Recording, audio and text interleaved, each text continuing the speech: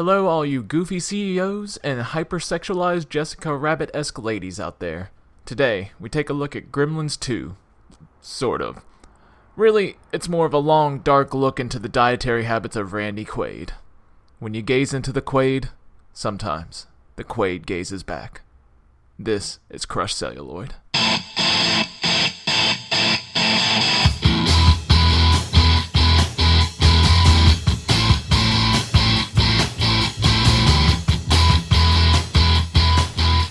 Alright, today we will be discussing 1990's Gremlins 2, The New Batch. Possibly one of the best taglines ever. Or I guess... Is that a tagline? Well, what do you call it then? Subtitle? I mean, it's still just the title, I would think. Yeah. It's just the second part of the title. Yeah, I just thought there was a word for that. Maybe subtitle, I don't know. I think subtitles usually come in parentheses. Then again, I'm talking out of my ass because I actually have no idea. Well, you sound like you know what you're talking about, which is all that matters. There you go. That's the trick. So yeah, this one came out 6 years after the original Gremlins, which is kind of a holiday classic. And, you know, it had a pretty big budget, about $50 million. Didn't make that much back, only made about 40 back. But, really? I don't know, this movie definitely isn't forgotten, but it is overlooked quite a bit. Like, Gremlins is very much seen as a classic, while this one is not really. Yeah, I mean, I remember... I never knew this, but... Nathan Rabin will mention every once in a while how Joe Dante just really didn't want to make Gremlins 2, but in the end, like, they finally paid him enough or whatever, and he decided to do it, and so instead he just made a feature-length cartoon instead of doing anything remotely resembling the first Gremlins. Oh, yeah. It's kind of what I've heard. Well, that's great, because I like what he did with it. I didn't just want, like, another Gremlins movie the same way that one was. Like, this one is just funny and silly. It's pretty crazy. I mean, it takes a lot of cues from Airplane, not Airline. That's not a movie. It should be. Airline, the airplaning. Anyway, I don't know. I missed the mark.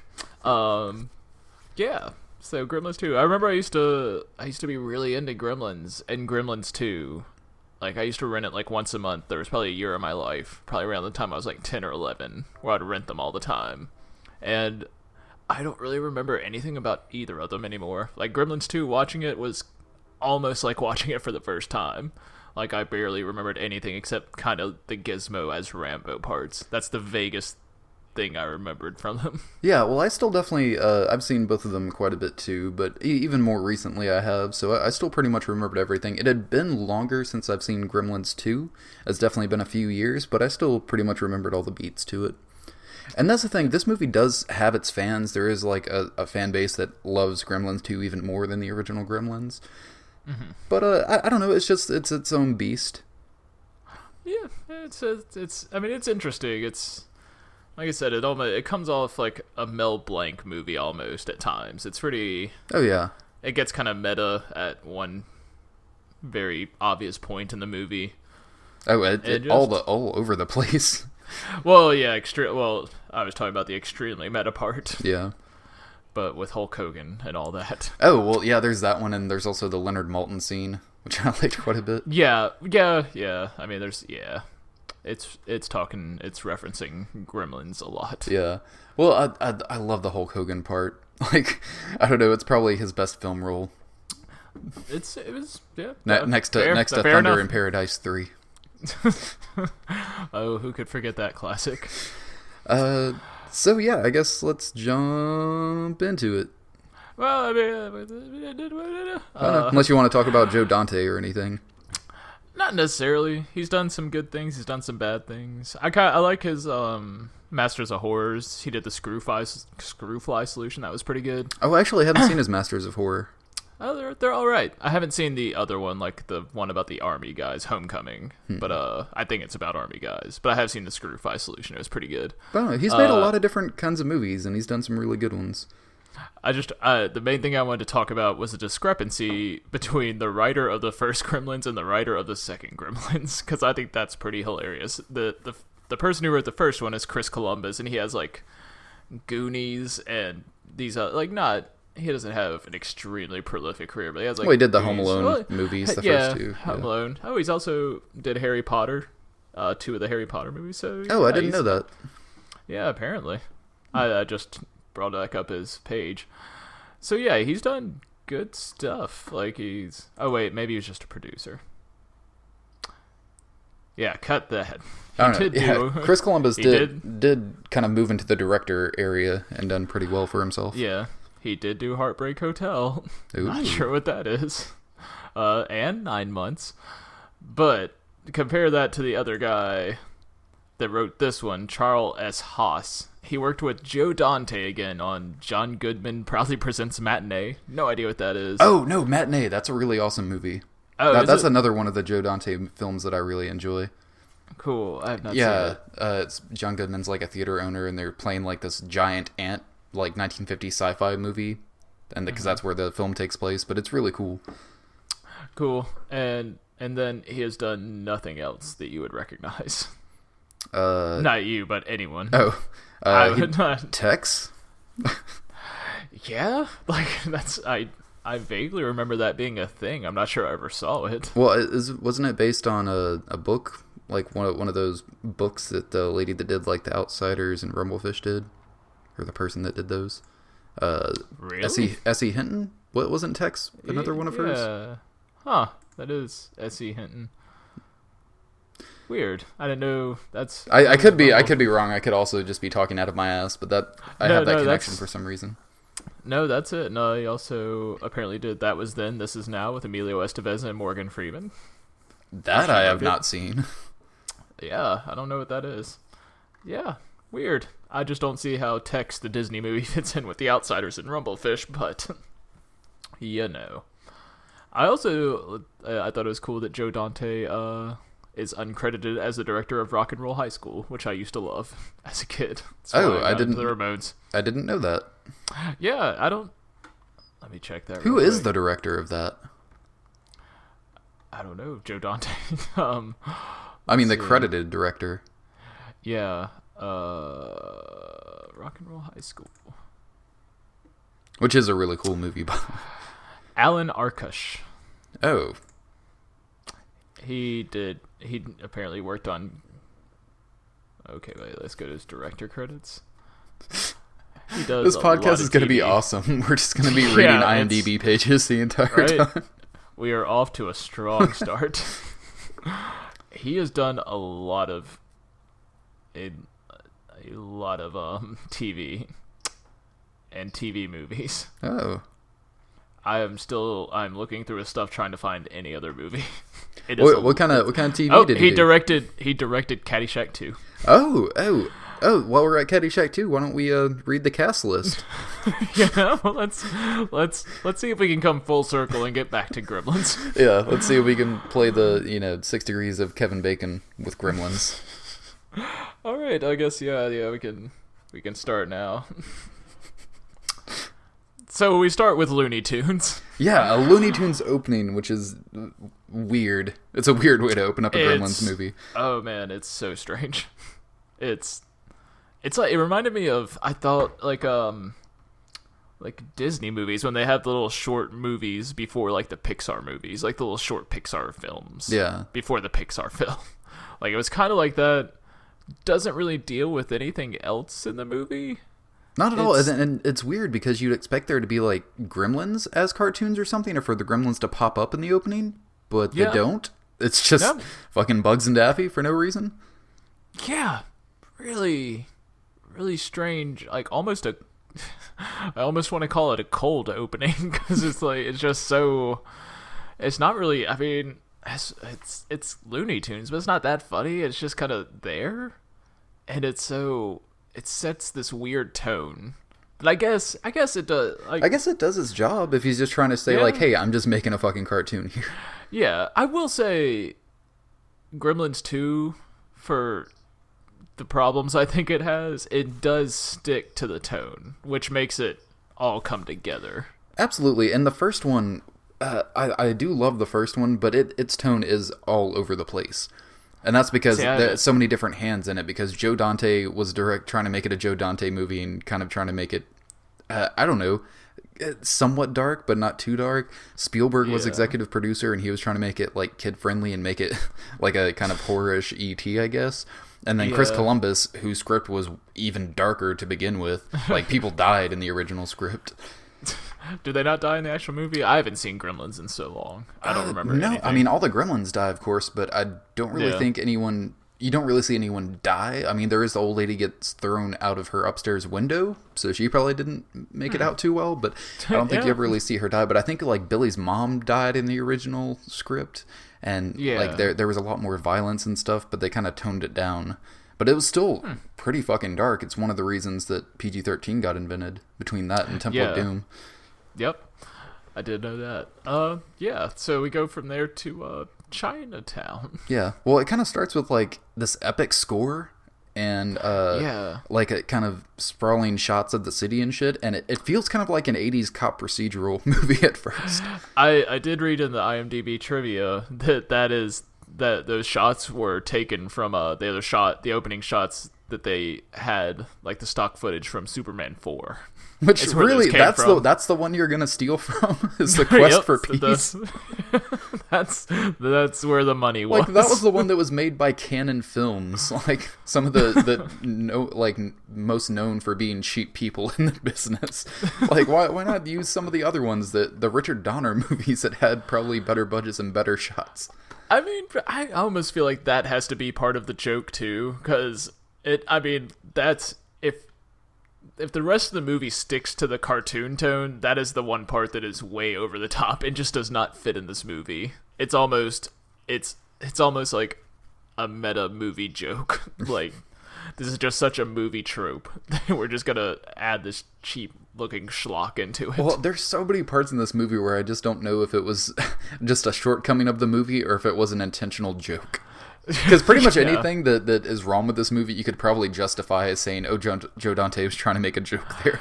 It really reminds me, except pushed to a further degree, of Spider-Man 3. Like, where you could just kind of feel that Sam Raimi does not care about this movie. He's not really trying.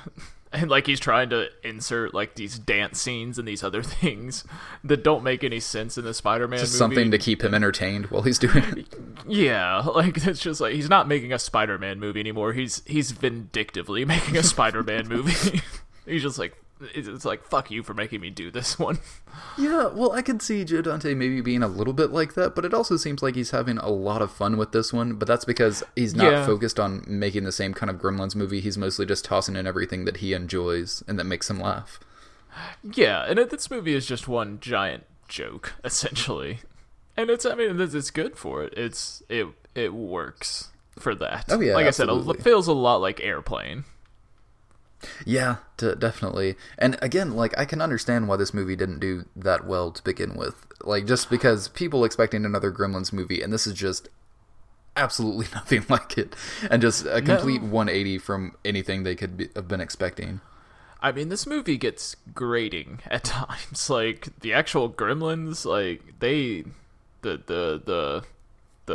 mentally challenged one, like, that one is grating. Like, whenever he's on screen, like, oh my god, please take him away. This is horrible. Maybe that was intentional. Maybe that was all part of Joe Dante's master plan. So now we're in Chinatown. And does Gremlins end with Gizmo going to Chinatown? He goes back. Basically, the old man that we see in the beginning of the film here, he comes back at the end of Gremlins and takes Gizmo back because Billy couldn't be responsible and keep a pet without destroying his entire fucking town. Fucking Billy. Billy sucks. Good old Zach Gilligan. Zach Gilligan. Zach. Well, yeah. It's Zach. You never seen Zach spelled that way? Zach Gilligan. Zach Gilligan. For some reason, I just want to say Zach. Zach. Which I think is the guy from Surf Ninjas, so I could just be confusing that. Surf Ninja. His name is Zach. I think so. Yeah, the guy with the eye patch that trains them. Maybe they just couldn't pronounce his name right. Maybe nobody corrected them on screen. Like, the kids were just having so much trouble saying Zach or not pronouncing it Zach. Like, fuck it, just Just go with whenever it. he's Zatch. I'm tired of fucking rolling this again. All right, so now we're in Chinatown, and this is I love this joke where it's like a limo pulls up and all these suits get out and they go into this guy's shop where like Gizmo is and just all this old ancient Asian stuff around, and they place a TV down the middle, and on comes this guy who's apparently a big guy trying to buy his shop. Yeah, buy Mr. Clamp is his name. Mr. Clamp. Because Dante is nothing if not subtle. Oh, I love Mr. Clamp. he gets better as the film progresses. Oh yeah, he absolutely. just keeps getting better. But he will only talk to him through a TV. Love that joke. Oh yeah, well not only that, but there's somewhere along this line, it was the slogan I think for what he's trying to turn the area into, and No. he says, "Where business gets oriented." Racism. It's the Camp Chinatown Center where business gets oriented. Yeah. Okay. Oh, that was so good. I'm wondering if Oriental was antiquated by then. Like, it had to have been. Like, is that the joke that Clamp is just so out of it that he doesn't realize that you don't call Asian people Orientals anymore? Is that... Maybe, or maybe just like, that's what I could get away with? I mean, the thing about Clamp is at first you think he's gonna be this evil maniacal kind of figure, but he's just a fucking doof. He's just the biggest goofus, and he's kind of a sweetheart, except he's too much of an idiot to know how to be a sweetheart. Like, it's... But yeah, I actually ended up really liking him by the end of the movie. Like, he's one of my favorite characters in this film. Oh yeah, he definitely grew on me. At first I was watching him, I was like, man, I really... Oh, what's his name? It's John Glover. I was like, man, I really wish John Glover was James Woods. I really wish John Glover was James Woods, because I was like, he looks so much like him, and he had his mannerisms at first, but by the end I was like, oh, James Woods could have pulled this off, because I don't like you don't like James Woods when he's in a movie. You kind of want to hate him. Oh yeah, every time. Oh yeah, because he's an asshole. James Woods just plays the asshole. Oh yeah, but he does it so fucking well. Oh, he does. I love James Wood. I love to hate James Woods. Yeah. He's great. I've tried to think, I can't really ever think of a movie where I actually liked his character. No. Like, even in Videodrome, which is probably the closest you would ever get to like him, he's still such because he's kind of the hero in that, but yeah, he's still... Yeah. Ugh. Yeah, he's horrible. Anyway, enough about James Woods. Unless we want to go down that IMDb route. Let's read off his credits. This is the James Woods podcast. Oh, we should do that someday. Be one episode. Oh, yeah. We'll cover it all. It's like, yeah, he's good. He's good. Yep. Like that James Woods guy. You see that Salvador? That was a good one. That was a good one. Another Day in Paradise. That was a good one too. Yeah. Good old James Woods. Also, Robert Picardo is in this movie with hair, which is just fucking weird for me to see him with hair. Who's Robert Picardo? I don't know. He was like his kind of right-hand man, the guy that came in and brought in the TV and everything and ends up hooking up with the lady gremlin at the end of it. Oh, yeah, that guy. He was the doctor from Star Trek Voyager. The hologram doctor. Oh, gotcha. That was a weird joke. The lady gremlin. Weird joke. Anyway, we'll get to that. That's much later. Yeah. So, But Gizmo is still fucking adorable in this movie. Like, I think they upped his adorability factor. No, I definitely do. I like that he enjoys Rambo. But anyway, he's trying to buy this shop for Mr. Wang. Mr. Wang's like, no. And then the henchman, not even the main guy, is like, don't worry, we have time. Like, he'll be dead in 6 months. And then you go 6 months later and he's dead. He called it. He knew. Yeah, no, he got it. Well, I mean, he is a holographic doctor, so. Yeah, there's some bright folks. I do like it reminded me a lot of what is it? Brave Little Toaster. Like the how they made the claw, the bulldozer, not the bulldozer, the grabbing claw bulldozer machine. Yeah. Like how they made that look kind of evil, and they turned into a monster that Gizmo has to run away from. That was pretty cute. Yeah, it was, and that was such a sad scene. Yeah, I like the little Gizmo run where his legs are moving much faster than he is actually moving. Yeah, he's running. It looks really fast, but he's just kind of like slowly bouncing along. It's as if he was running on oil at every point in his life. Like, it's almost like a Buster Keaton routine. He's running. But yeah, and that's the thing. I think one of the reasons why he is so fucking adorable in this movie is that I think Dante realized like how far he was straying with this film, so I think he like tried to up the adorability factor to kind of keep people in it. I think he probably did that to appease Steven Spielberg. Yeah. So, like Mr. Spielberg isn't gonna like this. Anyway, so we go to the Clamp building. Well, hang on. While Gizmo's running out, there's one thing I have to point out because it always has bothered me about this film, and that's that Gizmo like runs out of the building or whatever before he gets captured during the day, where there is sunlight, which is supposed to kill him. I was wondering about it because I vaguely remembered like they're not supposed to be in sunlight. But he ran outside during the day. Yeah. I mean, I guess he had no choice at that point. But again, it didn't even seem to be hurting him or anything. Yeah, maybe he was never, like, I think maybe he was just in the shadow of the building. Maybe that's the conceit. I guess it just didn't really look that way. That's just something that always bothered me. Yeah, that's a weird one. Oh, no. I mean, then again, this movie's a cartoon, so... That's true. Yeah, whatever. Anything goes. That was Joe Dante's intention. He was testing us. Yes, that's just... I mean, they do point out how ridiculous the whole Gremlins 2 myth is later in the movie. That's a scene I like, where they... Yeah, it's just like great. How ridiculous it is. Yeah, that was a good scene. So we go to the building, and we realize that we all still have a huge crush on Phoebe Cates. That'll never go away. Yeah. Well, I mean, because this is... Well, like another part where I said, like, this is where they kind of set the tone, aside for the Looney Tunes opening, because it's been pretty run-of-the-mill up to this point, besides Gizmo.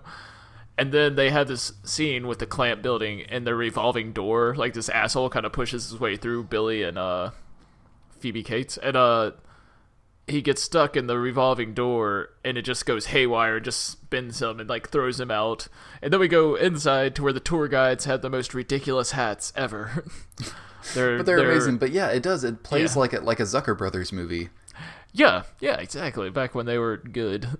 Yeah, man. Yeah. Miss those days. Uh-huh. And we get like exposition like, Billy, you're so good at your job, they're bound to notice, maybe then we can get married. Like these two ideas aren't mutually exclusive, you know. Like you can get married without him getting promoted. You're already like living together and everything, but it's cool because we needed to know that information. Yes, we need to. That gives us stakes. What they call in the film biz. And we know the film biz.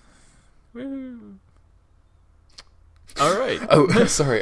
During the thing where the tour, where the tour guide is talking about like everything that he does, like all his conglomerate multimedia things that he does. But I love the last thing where she's listing off what the Clamp building does and what Mr. Clamp does, and he was like, "Oh, and he has a popular line of jams and jellies, of course." Yes, he's like finance, sports, and of course a popular line of jams and jellies, as if everyone knows about his jams and jellies. Yeah, it's like, of course. I mean, you're not going to become a rich, successful entrepreneur without having a line of jams and jellies. Come on, that doesn't happen. We also meet Billy's like supervisor, and she has this crazy cigarette case, and I'm wondering if these things ever existed. Oh, that lights the cigarettes? Yeah, there's a lighter inside the cigarette case. It's so cool. It's strange. It was like, I mean, I guess you would be sacrificing like room for your cigarettes for that, but I'm wondering if those things ever existed. I'm sure they did. It seems so damn convenient. It does, yeah. And also it sets up this building as kind of like almost like a dystopian place where you can't. It's like something out of Brazil. Yeah. No, this movie did feel a lot like Brazil at first, like the building. Mm-hmm. Yeah, very mocking kind of bureaucracy to a certain extent. Yeah, not quite as much as Brazil, but still the same line. And then we also, I mean, I guess we'll speed through this. We meet Billy's, I guess, friend who wanted to be a newspaper reporter, but he's kind of like an Elvira meets Crypt Keeper Dracula horror movie introducer. Yeah, and he kind of looks like, you know, the uncle from fucking Addams Family. Not Addams Family. No, Monsters. Monsters. Yeah, thank you. Yeah, the Monsters. Yeah. And I don't know. I really have nothing to say about him. There's this part where he's just like, it's like there's sad music playing. He's like, all the great horror movies are in black and white. Mr. Clamp only wants color. Oh, poor Grandpa.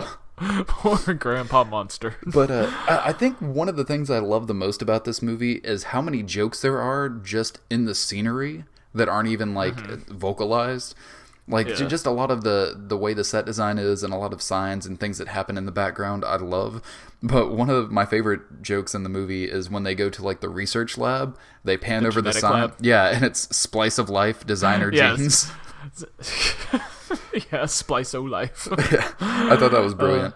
Yeah, that was good. Then Christopher Lee, I mean...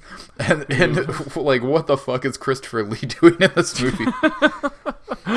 Oh, I was sure they were going to make a Dracula joke to him. I never heard it, though.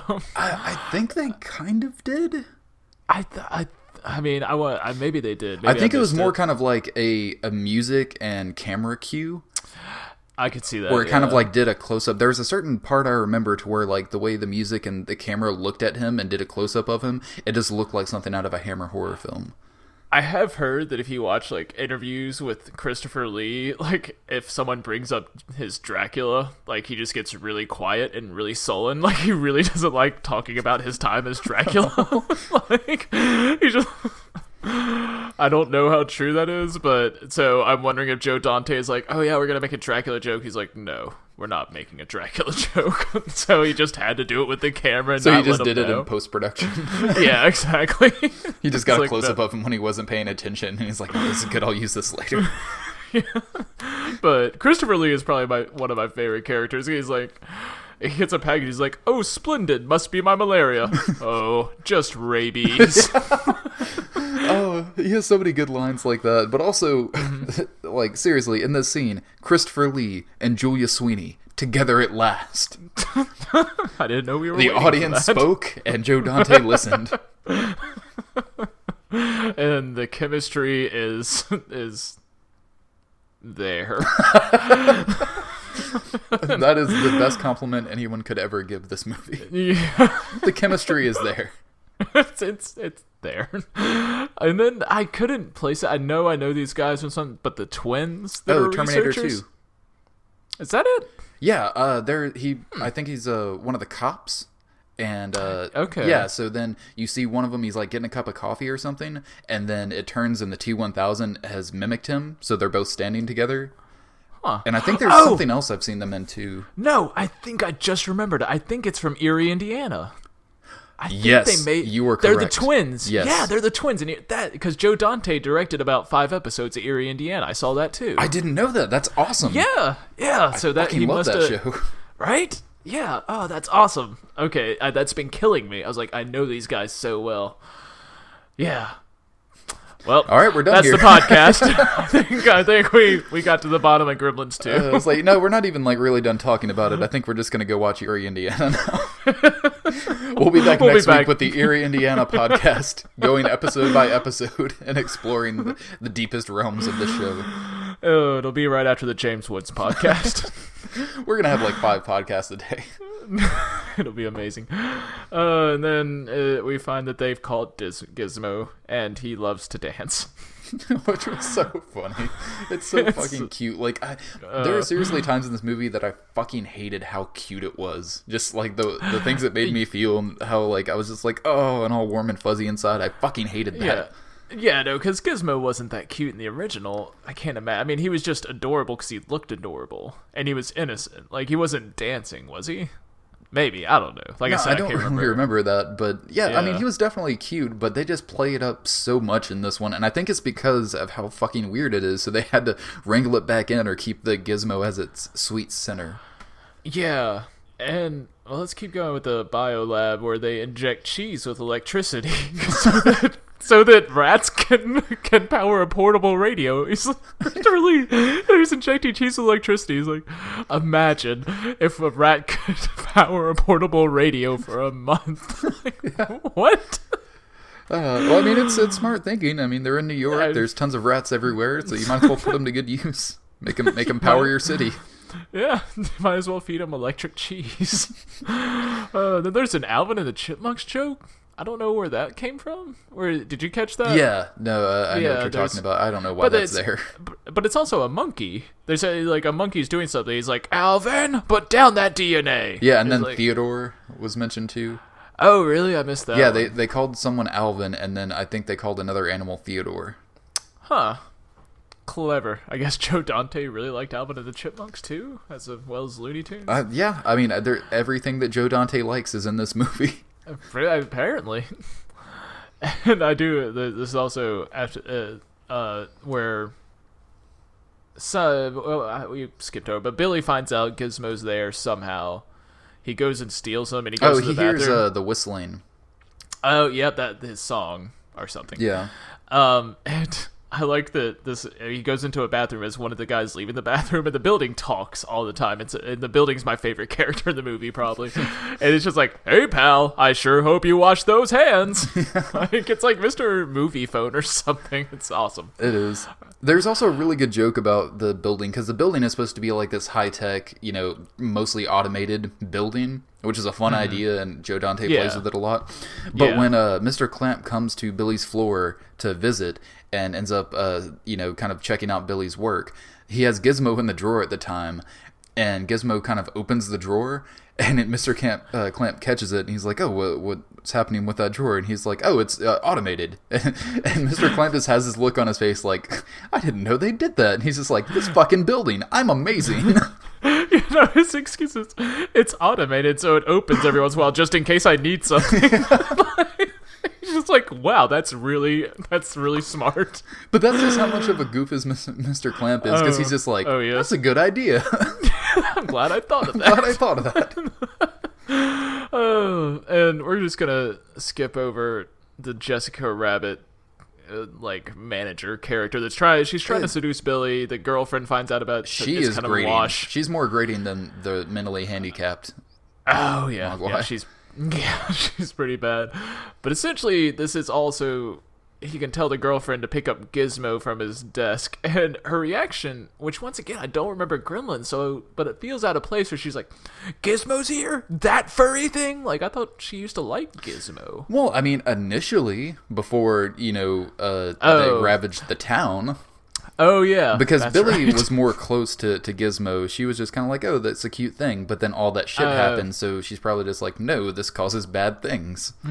Very true. Fair enough. Which it does. And immediately. Then the building. Yes, once again. But I do like the building once again. Well, it's their TV network that's playing, but it's the building's voice. He's like, it's just this thing in the bathroom, like, Casablanca, now in full color, with a happier ending. The movie we all want to see. Yes. It's like that critic joke where... I can't remember it. Never mind. I'm just going to pass on that. Oh, there's so many in the critic like that. Because this was just them changing the movie where they jump out of an airplane and Sam comes down on a piano and a parachute playing a song. Anyway. The Critic is an extremely underrated show. It's so fucking good. Watch so that good. Too. So ridiculously good. The Critic podcast coming next week. And then we get the old water fountain routine where... Oh yeah, Gomez Adams, by the way. I knew that guy. Couldn't place him. I always forget his name. It's John something or other. Yeah. But yeah, he played Gomez Adams in The Addams Family. Mm-hmm. It's Gizmo running away from streams of water before he just ends up getting hit by one. Kind of? Like, it's weird because it shoots. It kind of shoots and hits close to him, and he's just kind of like, ruh-oh. But he just, kind of moves away a little bit, but only after, he almost gets hit several times. Uh-huh. And then, of course, it does like a Rube Goldberg kind of thing and ends up falling on top of him. And then, his brother gremlins that are shitty gremlins come out from him and stick him in the vents, in the air ducts. Yeah, which is another sad scene. It is. he's like a little kitty or something. Too much. And that's where we get introduced to the mentally challenged Gizmo. Yeah, there's like a goofy one, a crazy one, and a mean one. And like the punk one with the mohawk. Yeah, and which his name is Mohawk. Oh. Well, he's basically the one for... Yeah, he's kind of the Spike in this... Or was it Spike? Yeah, Spike, I think. And, yeah, so the girlfriend not knowing anything about Gizmo, she comes in and the mentally retarded one is on top of the model of not the Eiffel Tower, the Empire State Building, kind of doing a riff on King Kong. Or I guess it's the Clamp Building, but he's on top of that doing some shit, and she ends up taking him. And I mean, it's like if Daffy Duck didn't make words mixed with the Tasmanian Devil. Like, it is... That actually works pretty well. Yeah, it's non-stop, like it is... It's mental. It drives me insane. It provokes anxiety in me watching this thing. like, my God, just stop. Just calm down for a second. He's not on the screen too much. Yeah. Like, just for like 5 minutes, it's so heavy on him. I really hope they made a doll, like a speaking doll after him, so I can get that for you for Christmas. And just make you hate everything forever. I will pee on it. But I pee on everything. Well, then it's just going to reproduce. You know what happens. That's you got me. And then Dick Miller shows up, and then there's some anti-Russian sentiments. Yeah. Didn't realize that was still a thing in 1990. Well, it's just mostly that character, because he's very much like that in the first movie too, and that's actually where Gremlins comes from, the title, because he talks about how like they put Gremlins in their electronics. The Japanese put Gremlins in their electronics when they send them over. So yeah, he's just kind of like an old racist. Oh, good. But he's awesome. I love Dick Miller. Yeah, no, he's good. And so does Joe Dante, because he puts him in everything.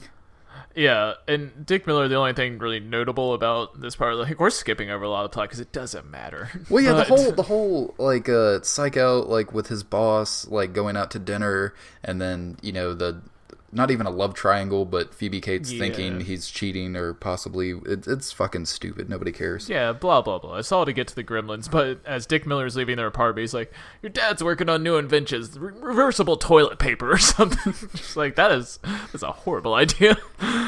Anyway, so then we get back to the... I think my favorite joke in the film, which is the mimes in the police van. Like, the mimes coming out of the police van. That was such a good joke. It's so strange, too. Yeah, I mean, it's not even really a joke. It's just a funny image of just mimes miming their way out of a police van. Like, they just arrested all the mimes. All the mimes.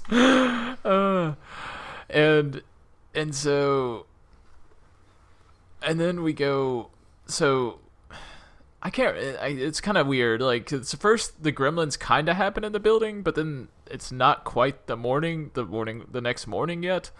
But there's this part where they're at this ice cream parlor and they're still Mogwais, and they're getting ice cream, and like one's in like the M&Ms or something. They grab it, like the woman sees it before he goes back down. She's like, "Rats!" And this other was like, "Did you say there are rats?" And the worker's like, "No, she said there are no rats." Like, she's standing right there. Like she's gonna correct you.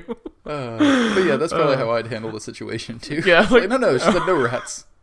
No rats. I like that joke. All right, now we're to the... Yeah, so obviously they eat, and it's after midnight, I guess, but it's weird because why is that building open after midnight, and why are these people getting frozen yogurt? Yeah, I don't... Yeah, whatever. Anyway, so they essentially grow into they get to be eggs, they grow into Gremlins, which is where everything starts. And I like that one of the stations goes out or something, like, "We are experiencing difficulties. Please try not to notice." That was funny. And they have such channels as the archery channel. They also have Microwaving with Marge, which is It seems like the best show ever. It's just a middle-aged lady that hates her life.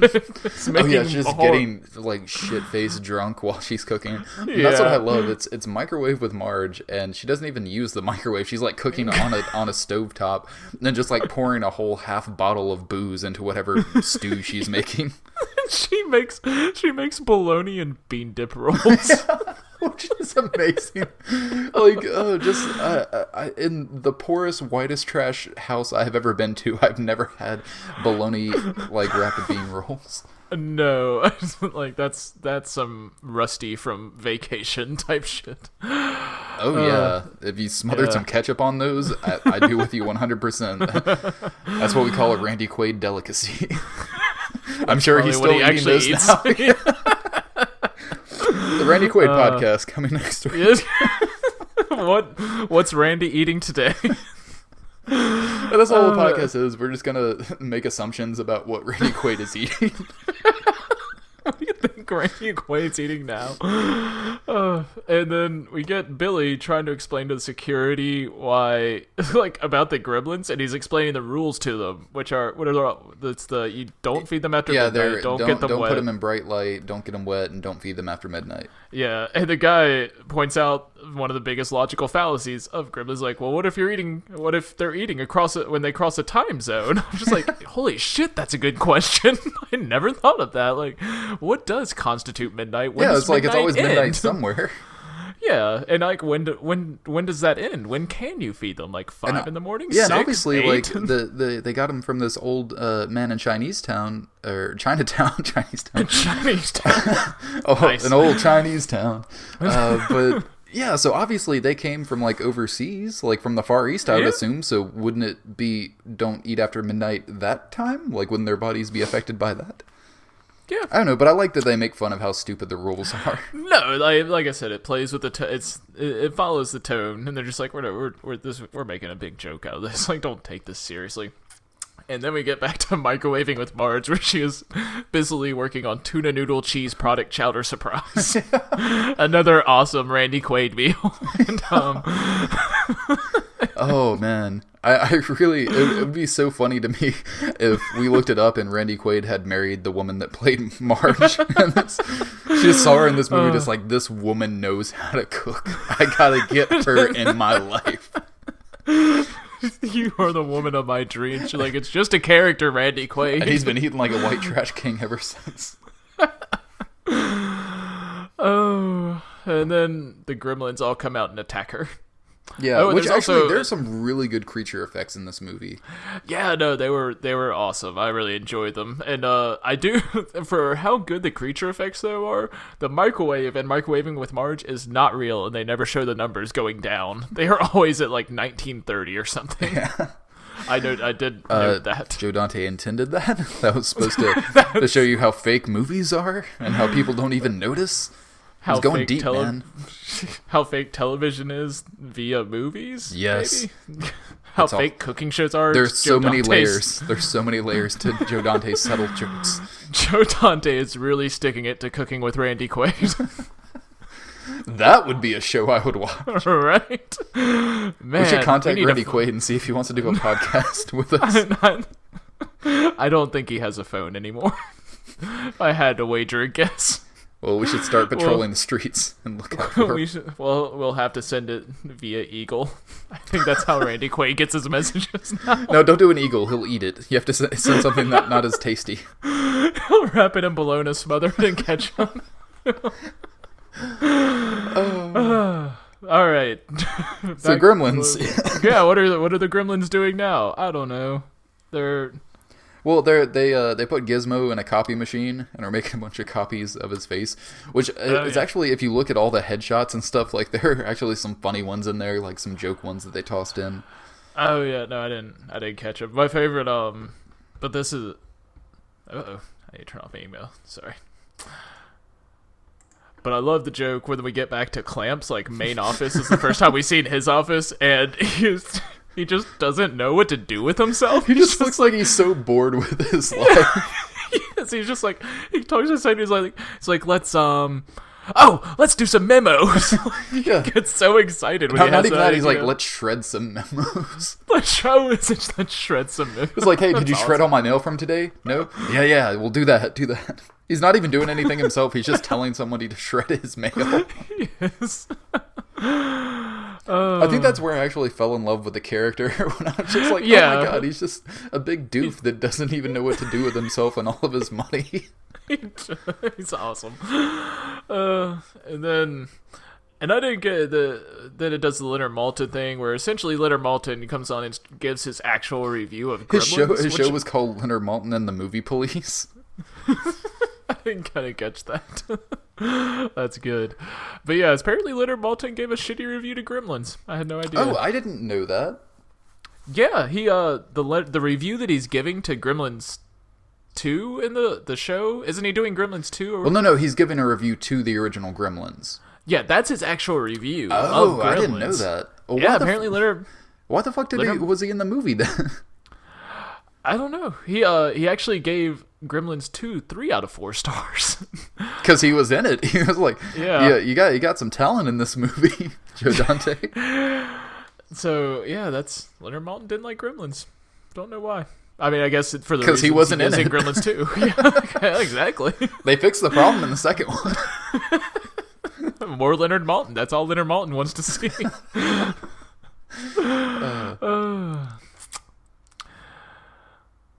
Where are we? I don't know.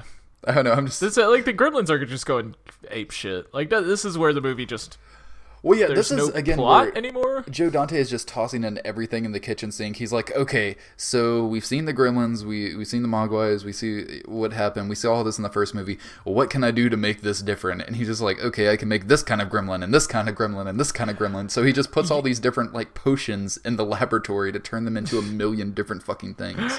Yeah, and I'm trying like there's a flasher gremlin. I'm just like I'm looking at my notes. I'm like I have no idea what any of this Well, I means mean, he made anymore. like there's a vegetable gremlin, there's a bat gremlin. Oh yeah, they make bouncing tomatoes, and then they make an airline food joke. And I was like, it was strange. Anyway. Oh, that's where the Dracula joke comes in as well. It's when they make the bat gremlin and Christopher Lee sees the bat and it does like this weird close up on his face, like, oh, I remember. Oh, that makes sense. I like there's so far I can't remember who's trying to assuage Christopher Lee, but they're trying to call it. It's like I can get you diseases. You'd like that, wouldn't you? I also Isn't love that how the he joke? walks into the scene holding this giant pod, like just giant What? pea pod, like a pod person. I didn't see that. I admittedly I mean this is nothing. This is a comment on the movie, but I was I was going in and out of sleep a little bit during this. I watched it all. I but think your there were brain parts- was just being blown by all the amazing things happening in the movie. You just couldn't take it. It had to shut down for a little while. I mean, this movie is nothing if not full. Like there is a lot of stuff going on in every scene, and none of it really matters to the plot. And so it's just, it's a lot of stuff. The movie, if I have my biggest criticism of the movie is it could easily have shaved like 10 minutes. It overstays its welcome a little bit. A little bit, but the movie does have balls, and I like what Joe Dante did with it. Because seriously, there's a part right around this time where it stops in the middle of the movie for a joke, like with the Gremlins making shadow puppets. Like, who the fuck does that? Like, who makes a movie like that? It's really strange, and apparently I was reading this also in the IMDb trivia. So in the movie version, the production studio was really afraid that people were gonna walk out of the movie because it's like the film's kind of cutting up like a celluloid used to do, and then the Gremlins started making shadow puppets, and they were afraid that people were actually going to start walking out of the theater when they saw that because they would think the film was actually cut up, which turned out not to be a problem in test screenings. But when they released it to VHS, they did it differently. They did a VHS version where it was like your VHS player was messing up. I remember that, And- actually. I've seen that version.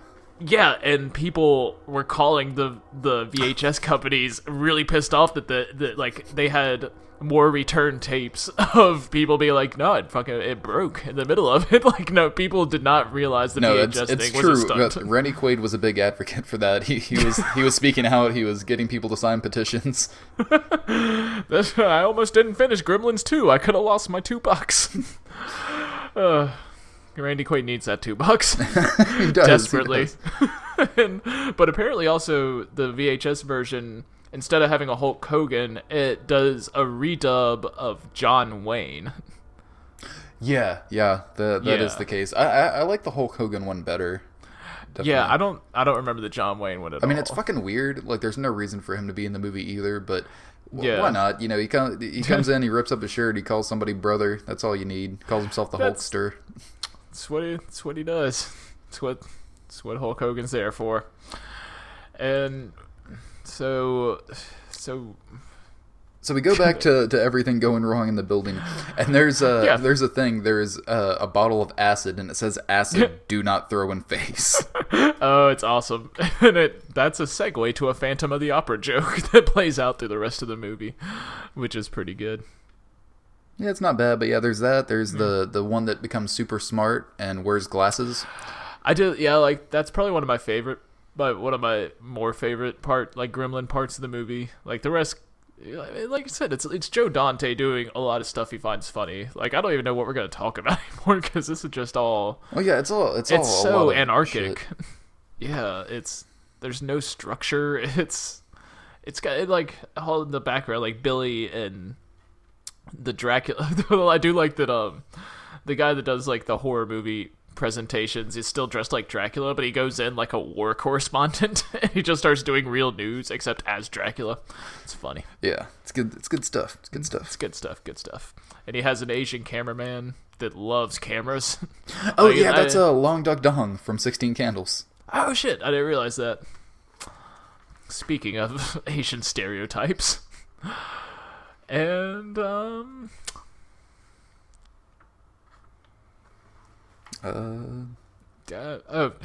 there's one part I really like. Back up in Clamp's office, it's Billy.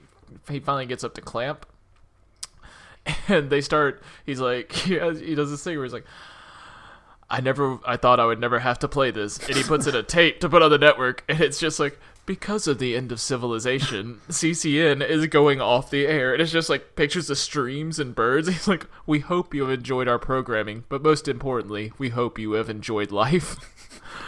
And I also read on awesome. In the IMDb facts that I think that was an actual thing. Yeah, apparently, like they did have like an end of the world contingency tape. Yeah, some network does have an end of the world tape somewhere. Apparently, it still exists if we can trust IMDb commentators. That's true. Which, by the way, I mean, we might as well just do IMDb trivia, the podcast. Just add it to That's the all list. We got. We'll just do a daily live stream of us talking. You know, actually, since the Gremlins isn't going too well, do you want to read Randy Quaid's IMDb trivia page? Because I bet that would be entertaining. Oh, does it have any dietary information on it? 'Cause... More importantly, I kind of just want to go on IMDb and start writing in Randy Quaid trivia. Let's see how long it takes anyone to catch it. I bet no one will care. No. Like, you just come across IMDb, like, Randy Quaid's favorite meal is bologna bean dip roll-ups smothered in ketchup and grilled. Like, who's and like, grilled for approximately 2.5 minutes. And someone comes across it, they're like, I believe that. That sounds reasonable. That sounds like something Randy Quaid would do. We might get a very angry letter from Randy Quaid, but we'd get a letter from Randy Quaid. So. It's gonna be written in crayon. Just like, you no good talk, Randy. I don't think he talks like that, but okay. Well, that's how he writes, that. Though. Yeah, he can talk and act amazingly, but he is illiterate. That's like a turkey hand drawing on it because he just got bored halfway through the letter. Well, and Thanksgiving just passed. He was thinking, it's topical. Oh, we love you, Randy Quaid. We do. We miss you. Come back to us, please. Okay. Now back to whatever the fuck's going on in Gremlins 2. There's the dentist scene where Billy gets captured. There's the Marathon Man reference. Oh, that one's awesome. Yeah. I love that. That was actually probably one of the most highbrow jokes in the movie. I would say so, yeah. See, that's weird. That's all we really have to talk about from Gremlins 2 anymore. It's just the references. It's all a bunch of it references. Makes, yeah. Like, well, that's pretty much what the whole movie is. I mean, it has some really cool creature effects. It has some cool performances because everyone seems they know what movie it is, and they're playing accordingly. Like no one's taking it too seriously, but they're not goofing off too much. It's a good balance. But yeah, pretty much. Other than that, the movie is just references to other things. Yeah, I really like the Rambo reference where what's her name is just like talking about Gizmo, and he was watching Rambo earlier, and he's gone Rambo on the other Gremlins, and she's like, what happened to him? He's like, I don't know, I guess they pushed him too far. I thought that was good. Yeah. But not only that, but I think my favorite scene of the movie is the one, it's a retread, kind of a throwback to the original movie, because one of the reasons why it led to the PG-13 rating was there's this really dark tonal shift in the movie in this one scene. Mm-hmm. And it's played kind of comedically, but it's also really dark, where Phoebe Cates kind of like gets into close-up and tells a story about how her dad died because he dressed up like Santa and got caught in the chimney and was there until he died, and that's why she doesn't like Christmas. Which is hilarious in that, but I love that they throw back to this, and they do the music and everything and do a dark close-up in the shadows, and she's just kind of like, it was Lincoln's birthday. Yeah, she please don't mention Lincoln. Something terrible happened to me on Lincoln's birthday. Which I love. I thought it was the best scene of the movie, and she gets cut short, but also I just love the idea that Phoebe Cates is just full of traumatizing, fucked up stories. Like, that's been her entire life. Yeah. No, I did love that scene, but I thought it was a total non sequitur. I thought they were just making fun of how that happens in movies. I didn't realize it was a No, they were specifically making fun of how it happened in Gremlins. That's awesome. Which, again, that's my favorite scene in the original Gremlins, too, is when she tells that story, because it's so fucking weird and dark compared to the rest of the movie. Yeah. So there's two more jokes I want to hit on before the end. They do a New York song and dance number, or like some song. Yeah, it turns into like a Busby Berkeley musical. Yeah, this is when the movie's gone off the fucking rails. Like with Gremlins everywhere, there's like hundreds upon hundreds of them. But I like when what's the guy who plays Murray Futterman? Dick Miller. Dick Miller, and he throws a gremlin down an elevator shaft, and he's like, don't mess with Murray Futterman. Which, like, is that an anti-one-liner? Like, is that what it's like? I feel like that was a commentary on one-liners. I liked it. Yeah, because he just couldn't pull one off very well. No, it's just like, don't mess with Murray Futterman. He uses his name. It says, don't mess with it. Yeah. And there's one more after the owner comes in with the SWAT team. Oh God, I love that. Like, in arms. And I love that, like, he's talking to people or something, and there's this guy, like, where the SWAT team's behind him, and he just blasts a gremlin in the face with a shotgun. He's like, what's happening? He's like, it moves, sir. He's like, good job.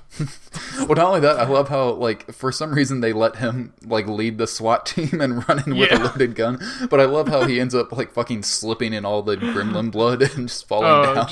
And shooting up in the air. He could have killed everybody. Yeah, but he ends up hooking up with the redhead, Billy's boss. Yeah. So old Red's gonna get the clamp, if you know what I mean. Sexual innuendos. And then there's a guy stuck in a bathroom with a gremlin that is trying to sleep with him. And yeah, he's pretty marry much, him. Yeah, marry him after apparently going down on him or doing something freaky. having its way with him. I don't know if gremlins are sexual or have sex. Well, they're budding, so of course they wouldn't have a sex. Well, this one will, because she got the lady parts. You know how them ladies love their sex. That's, that brings up. He kind of has that part where he's like, yeah, why not? I mean, obviously, you shouldn't analyze this too much, but are all the gremlins, are they taking their cues from things in popular culture, like on the TV? Like, are they merely in this world, even though obviously it hasn't been this well thought out, are they just mimicking human life? Because the Dissolve recently did a thing on Gremlins, and they were talking about, which I don't remember, once again, I have not seen the Gremlins forever, but how the Gremlins just kind of start mimicking human life, like a bunch of them gather at the bar and start drinking, and so they kind of start mimicking humans to a certain degree. But more like from pop culture. Yeah, or is this supposed to be the idea that now these gremlins are just mimicking pop culture since they're in a place that acts as a TV studio? Yeah, I think so. That's another layer that Dante was heading to. That's obviously something Joe Dante Oh, and one of the about. last jokes in the movie was, one of those great merchandising jokes, because Mr. Clamp wants to make a line of Mogwai, like dolls and stuff like that. We can make a gizmo. He'll hang in the back of windows. And those existed, right? Yeah, and it's basically just it's like that scene from Spaceballs, just like merchandising, where the real money from the movie is made. Except that Spaceballs, which I did not know this, I don't even remember where I heard this fact the other day. The only way that Mel Blanc got permission to do Spaceballs from Mel Brooks, not Mel Blanc. The only way Mel Brooks got permission to do Spaceballs from George Lucas was if he promised not to do any merchandising. Oh yeah, I read that too. Yeah, thought that was fun. So he tossed in that joke. Yeah, it's a good one. Yeah. And that's Gremlins 2. And that's also a list of all the podcasts we will be starting, because this one is apparently a failure. Stay tuned. Stay tuned for the Randy Quaid podcast.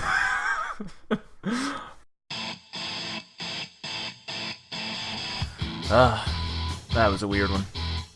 Anyway, we're gonna be gone for the holidays, but we'll be back sometime in January, whenever we get our shit back together. I mean, we have real lives outside of this podcast, jobs and stuff. But one day, maybe we'll get those sweet, sweet MailChimp endorsement bucks. Oh, to dream. We'll see you here next time at Crush Celluloid.